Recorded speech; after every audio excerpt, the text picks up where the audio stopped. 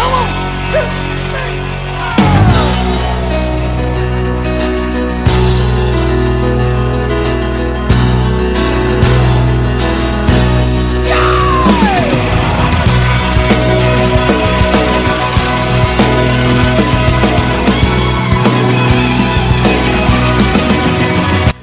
Well, good morning and welcome back to the Broadcast Retirement Network. I'm Jeff Snyder. This is BRN Sunday for Sunday, October 2nd, 2022. Hope you're having a great weekend. We've got members of the media, academia, financial services, and government standing by as we analyze all the news and events for the weekend. So sit back, relax, enjoy this episode of BRN Sunday.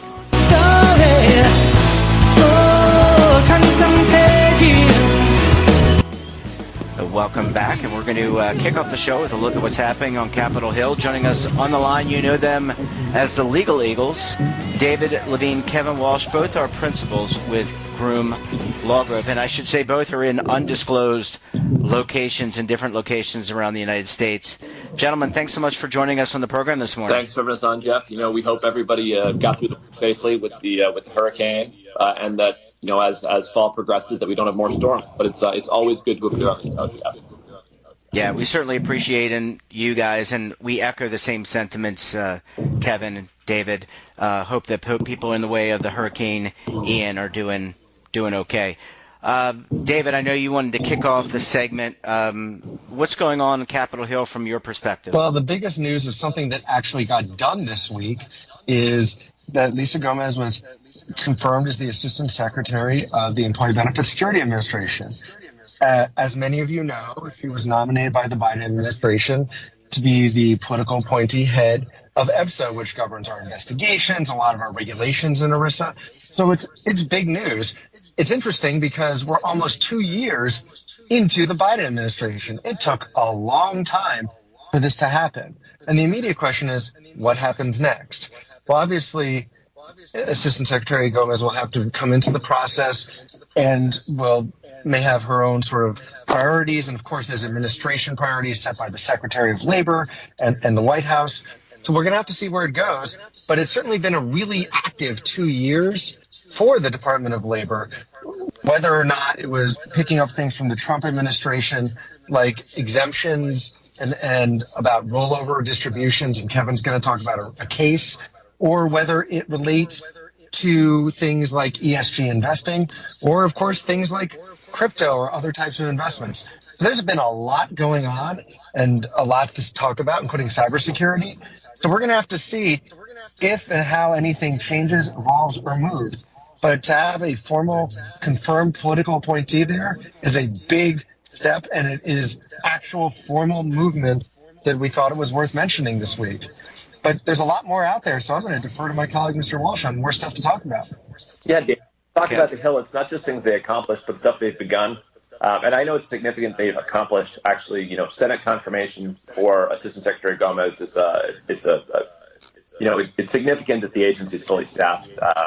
It, you know, puts them in a position where they can engage in more in thoughtful rulemaking, and you know, having someone steering the ship does allow the administration to, you know, design some a little bit more than if they have an acting head.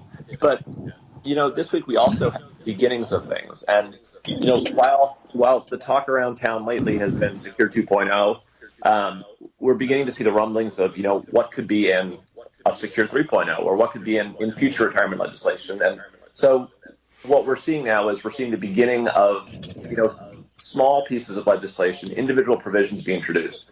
That could then be used to, you know, essentially like the pieces of wood that can put together to make the raft of legislation. And one was this week, Senator Toomey introduced the Retirement Savings Modernization Act, which, you know, as we've seen a proliferation of you know, additional asset classes ranging from, you know, digital assets to private equity to commodities to, you know, even ETFs. Don't forget ESG, Kevin. And ESG. Yeah, yes. Don't leave somebody out, because then I'll get phone calls. Yeah, we're trying to be equal opportunity across the spectrum here, Kevin. I think, Jeff, you're keen on the key thing, which is don't leave somebody out. And, yes. You know, on the defined benefit side, we've seen an investment philosophy on the DB side, which is essentially don't leave anybody out if they can help generate better returns.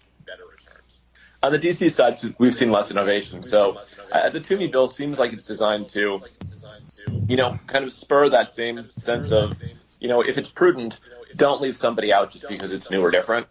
And it's, I think that's the idea behind it. Now, we'll see if it goes anywhere. Being introduced in the end of September signals this is probably something that will be left for another Congress. What's really significant there is that Senator Scott has signed on as a co-sponsor, and that's significant because with Toomey retiring, the bill will need a champion going forward. On the House side, you have Rep. Peter Myers, who has introduced a companion piece. So, this is really kind of the first block, the first building block of going somewhere with this. And it really, it just kind of, it provides some tea leaves to read for, if we end up with a bipartisan piece of retirement legislation in a few years, this is one of the provisions that may be, on that raft. We'll have to see. And is this kind of like that patchwork quilt that you guys always talk about when they're creating like Secure 2.0, right? The kind of patching, I kind of think of it, I mean, you made it sound like a raft, which I think was a good analogy, but kind of piecing together what that final bill would look like. There's a lot of jockeying, for lack of a better term, negotiating that goes on. Well, yes. There's a lot of provisions, and they're all related to retirement, but we haven't seen, retirement bills that focus on solving one problem. It's that they're trying to make incremental improvements to a number of areas. And this is one piece. It's designed to make an incremental improvement in one area. And we wouldn't think that Congress is going to spend time fixing, one section of ERISA.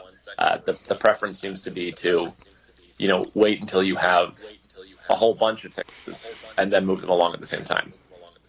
Yeah. Well, it'll be interesting to see how this all kind of gets put into that final bill, whenever that may be. Kevin, David mentioned a case I think you wanted to talk about. Yes, we're light on time. I think the last thing I want to talk about this week is TIA defeated a lawsuit at the motion to dismiss stage in New York that went to kind of two things. It talked about rollovers a fair amount. It also talked about, using data that's related to a plan or that you get from an employer as a way of, identifying individuals who may be looking for more financial assistance. And in some ways, this case kind of highlights the challenges we've seen recently, where there's been a focus on DOL in the past 10 years on rollovers and expanding the scope of, who's a fiduciary they recommend a rollover.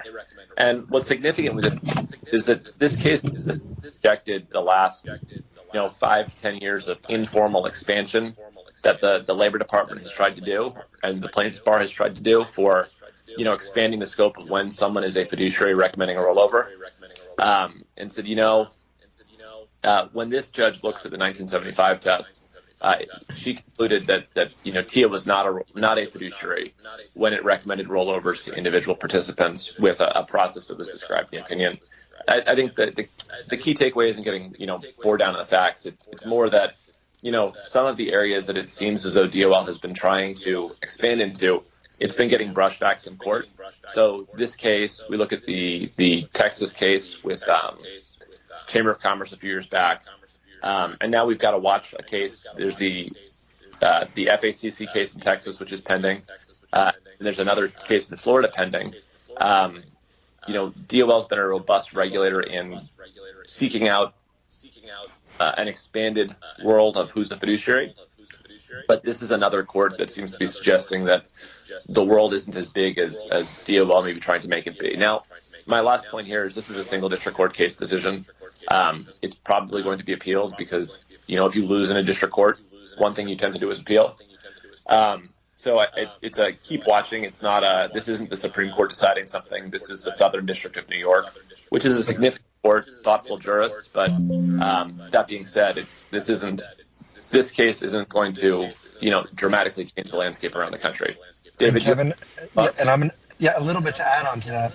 I think you say it really well. I think the key here is the challenges continue everywhere. This case involves, I believe it's an active plaintiff's counsel who is very likely to appeal it. But the takeaway here is courts are consistently going back to the DOL's fiduciary rule in the mid-2010s to now. courts are rejecting some of the DOL expansion of interpretation or revision of interpretation. And there's been a lot of pushback on that.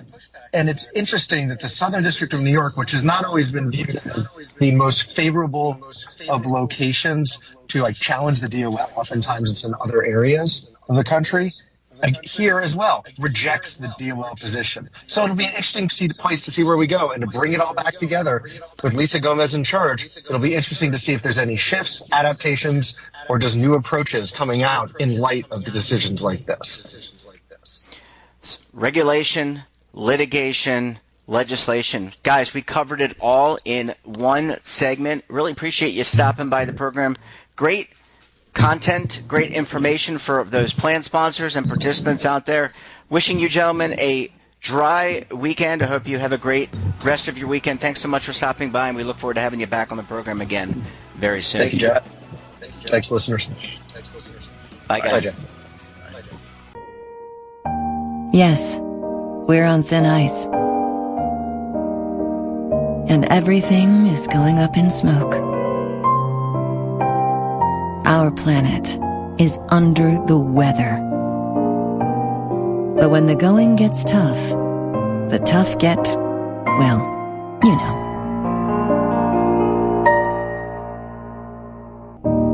Love it or lose it. Welcome back, and now we're going to switch gears, talk technology and consumer products, and, well, a lot more. Joining us on the line, he is the managing editor for TheStreet.com, Daniel Kline. Dan, thanks so much for joining us on the program this morning. Good morning, Jeff. How are you? I'm doing fine. And the reason why I hesitated for a bit is I was going to say that you were located in Florida, but I couldn't recall if you still were in West Palm or if you had moved to another location, so I didn't want to err. So first question to you before we get into the topics du jour or the week, how are you things doing where you are? Yeah, so we've moved a little bit north. We're in Port St. Lucie, which is about, an hour and a half from Miami. So we're on the East Coast, and the East Coast just didn't get hit that hard. We had a lot of wind. We had a lot of rain. Like, you walk around the neighborhood, it looks like something happened, but it's just a lot of, leaves and tree branches. So, I'm sure some people lost their trash cans here, but nowhere near as bad as what happened on the West Coast, where obviously there's, devastation and loss of life and loss of property. So, hearts go out, but we were lucky enough to avoid it. Oh, very glad to hear that. I know there was some damage. I think Universal Studios, I think in Orlando, maybe I'm wrong about the place, but I think there was some wind damage to one of the locations down there. So again, hopefully people are doing okay and managing, and emergency services are reaching those people. Dan, I think in the spirit of that, I want to talk a little bit about the response to Ian, and mainly officials in Florida, in the southwestern part of Florida, where the winds really hit hard, and you referenced that, in that the officials are using artificial intelligence to open and keep open the lines of communication during the disaster, and also to predict the intensity of the hurricane and hurricanes in the future. So I want to get your thoughts about that, because this is a positive story in what is arguably a very difficult time for Floridians. Is it? So let me ask, Jeff, have you ever used an AI assistant when you're trying to, talk to your phone company or get help with an app that's not working? Have you ever gone to one of those AI-based text assistants? I have chatbots, and I have to tell you that it was not the best experience, and I just put in representative, and all it would do is get me to a decision tree. So it was, in my opinion, it was not very intelligent, but it was certainly artificial. Yeah, I sort of feel like if I type in house filling with water drowning, and that I'm not going to get the best answer possible. I understand the motives and the idea. You can't have all the physical personnel during a storm. On the other hand, if we can't get this right for when is my cable technician showing up, I have a hard time believing we're going to get it right for dispatching helicopter rescue. I don't mean to be skeptical here, but this seems like something that we should not be experimenting with in this particular area. again, if it's the only option, great. At least you can feel like you tried to do something as things are going to hell. But I am not very confident in this technology. Well, Dan, one of the great things about talking to a human is the empathy. If you dial 911, I mean, how many times have you listened to a 911 call that has been placed on the media related to an event, and the person on the other line is really empathetic and helping that person relax and attend to whatever the issue is, right? If it's providing CPR or making sure that people are safe from a violent event, right? The voice bot, the chat bot, doesn't do that. A chatbot's likely to enrage you. How many That's times? true. Here's the thing. You said you're typing representative. The reality is you're typing representative in all caps while standing and getting angry. Like, that's what happens with these. So I'm not so sure as, like, a hurricane is tearing apart my house and I'm looking for some sort of, like, evac that I really want to be dealing with one of these. And again, I don't mean to be dismissive because there's probably some benefit to it, but this is not technology that works all that well. And I don't know if emergency rescue is where you want to be experimenting. Yeah, I mean, certainly, and I don't know the specifics around FEMA. I don't know the specifics around dealing with a natural disaster.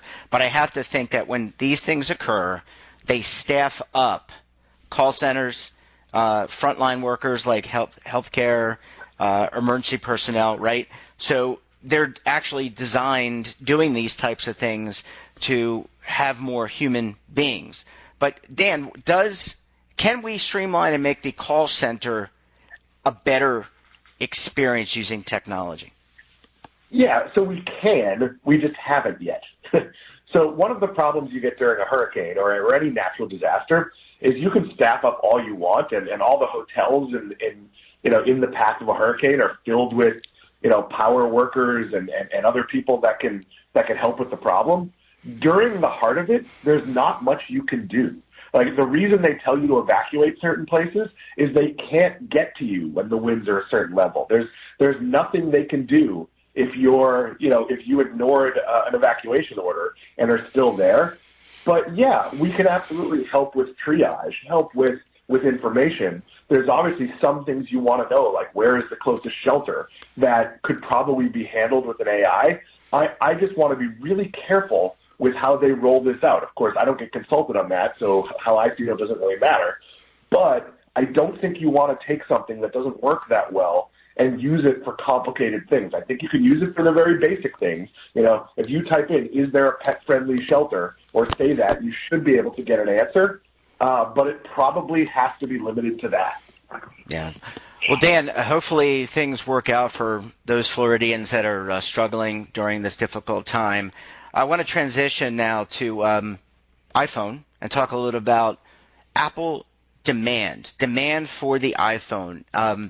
It hasn't been, the new iPhone 14 came out, and I know you got it, so you can give us a little bit of an update on it. But the demand for that iPhone hasn't really necessitated greater production. First, how is the new iPhone 14 versus the 13, and did you see a market difference? No, I did not. So the only difference, Jeff, is the little notch at the top, which used to do nothing, now has little graphics in it. So you and I are talking on the phone, there's a little voice wave and a timer showing me how long the conversation is. In some scenarios, this is like mildly useful. In most, it's, I guess, an interesting use of what used to be wasted space. But for the most part, I think the camera might be better. I have no sense that the battery lasts longer. Like, it's really as close to being a meaningless update as I've ever seen. And I think it makes sense that demand isn't there. Like, at a time when people are worried about money, I really think we're going to delay update cycles because there's nothing special. There's no killer feature here. I'm sure there's like 17 things in the iOS that are technically different, but my experience has been no different. And I had to go through the frustration of, even though you upload everything to back up your phone and then download it, you still have to enter your password for like 98% of apps. It's a frustrating experience, and I don't consider the phone in any meaningful way better. So, I mean, why buy it then? I mean, are people forgetting the dollar cause for a second? Because there are Apple fanboy and fangirls out there, fan people, I guess I should say at this point, that we're going to buy it regardless. Okay, but if they're for the average user like myself, I check email, I look at the web, I might text you or my wife or my parents. But I don't really have, I really don't utilize a better camera. Maybe I'll take a picture of my cats or my wife. But, is there really lack of interest because it really doesn't do anything so spectacular versus the 13, versus the 12, versus the 11. By the way, Dan, I'm holding my iPhone 10 right now. So I've had the iPhone 10 for 7 years. Yeah, so what I would suggest to people is if your phone is out of date or cracked or you need a new phone, I actually think you should buy the cheapest available iPhone. I don't think there's an appreciable difference between the iPhone 11 and the iPhone 14. Now, I use my camera a lot. I take pictures that we publish at TheStreet. I take pictures of my cat. I take pictures when I travel. The entire wall behind me, as you've seen when we've done video, is pictures I've taken. So having a nicer camera is really a nice thing, but it's only incrementally nicer. So if I had a 10, I might want a 14. But having a 13, now, I don't want to say I'm an Apple fanboy, but I'm someone who's lucky enough to be in a pretty good economic situation, and I'm not a spender. So I do look forward to getting the new phone, and this was really the most underwhelming it's been. And I've probably done this for a decade in updating my phone when the new one comes out. All right, Dan, let's go from Apple to Peloton. Let's talk bikes. And it was announced this week that Peloton and Dick's Sporting Goods, a very well-known sporting retailer, are going to partner to actually carry Peloton equipment outside the Peloton stores. And I want to ask you, Peloton kind of got dinged a little bit, I think earlier this year or late last year. What does this all mean? I mean, is this a positive development as it relates to Peloton? Because, look, Peloton, that type of workout, it's kind of niche. I mean, you got to have the money to pay for not only for the bike, but for the monthly program, right? You got to be able to log in online, and that's just another streaming service, basically, at a higher cost. Yeah, so this is a good move, but I don't think it can actually bring Peloton back. So Peloton made the same mistake Under Armour did. When things got tough, they cut prices. And the reality is Peloton is a premium brand. Everything it does should be exclusive and expensive. And yeah, that meant they were going to go through a period where they didn't have a lot of demand because they pulled forward a lot of demand during the pandemic. So a lot of your rich jerk friends got a Peloton, and we're really happy to tell you they got a Peloton on social media, and then they didn't need another one for a while. But the business is in serving that audience. It's in being exclusive. And the problem is they've turned it into a brand that's kind of accessible. Like the low-end Peloton is about the same price as competitors who are undercutting it. And I know Peloton likes to market that its classes are better, but I'm not sure that matters. And frankly, for me, the whole instructor yelling encouragement at me is the last thing in the world I want. So I do think Peloton needs to put its bikes, its treadmills in places where people can see and touch them. I'm not sure if Dick's is the right partner, but I think all of this is playing towards someone needs to buy Peloton.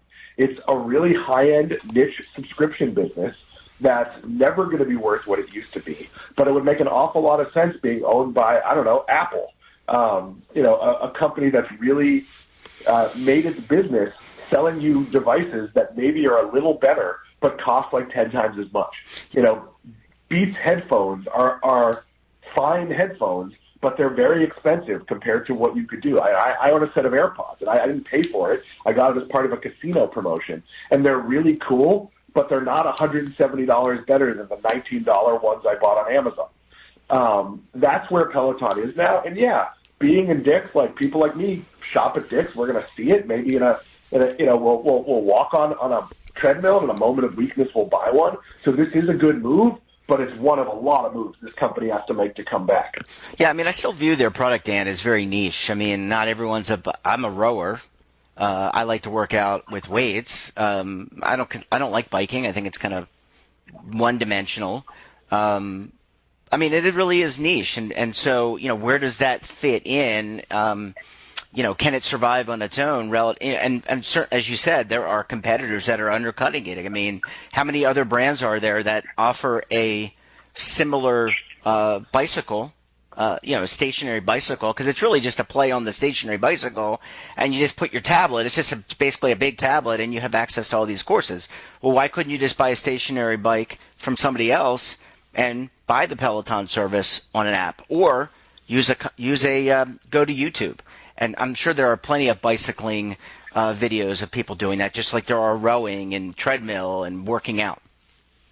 Yeah, I mean, there's every price point here. You could buy a $100 exercise bike and tape your tablet to it. You could also buy a Nordic Track bike that would be approaching, if not equaling, the quality of the Peloton that might cost you $500 or $600 less. And yeah, the classes, there might not be as many, there might not be as huge a library, but there's still a community, there's still all those things. There's 5 or 6 competitors like this. There are some things Peloton can do. You mentioned a rower. There are some very high-end rowers, and that's a place Peloton could probably compete. They need to make an athletic trainer, something the equivalent of like the Tonal, which I'm sure you've seen the commercials for. Mm-hmm. There's room for growth here, but this is a company that's probably a good business and not a good investment. Yep. They can probably be profitable. There's a lot of growth in gyms. I live in an HOA. We have a gym here, and there's a couple of treadmills and a couple of bikes. I think it would be a real perk for communities to be adding these things. And when you're already in an HOA community, that's not a lot of money. When split up among a few hundred homes, I could see big expansion, high-end hotels. I think you could see with Pelotons. And they really haven't gone after that business. But again, this could be a nicely profitable high-end company. It's not going to be worth what it was as an investment. Dan, what I do, I row, as you know, as I said, told the audience, I have a water rower. You know what I do? I put it right in front of the TV. I turn on either Amazon Prime or Netflix or HBO Max, and I find the show that I want to row to, and I work out for an hour. That's what I do, and it seems to fit me just fine. I don't know why. And by the way, it's a bigger screen, Dan. Dan Kline, we're going to have to leave it there. I hope you continue to take care of yourself so that the people in Florida continue to do well, and we look forward to having you back on the program again very soon, my friend. Jeff, I'll talk to you soon. See you, bud. Bye-bye. Well, that wraps up this episode of BRN Sunday. Have a topic of interest, someone you think we should talk to, then drop us a line. And don't forget, for all the latest curated news and lifestyle, wellness, finance, tech, so much more in all in one place, check out today's edition of our daily newsletter, The Morning Pulse. Want to search our archives, check out our latest content, we'll visit our website, and of course, our streaming partners. We're back again tomorrow for BRN AM. We'll have a very special guest. Until then, I'm Jeff Snyder. Stay safe, keep on saving, and roll with the changes.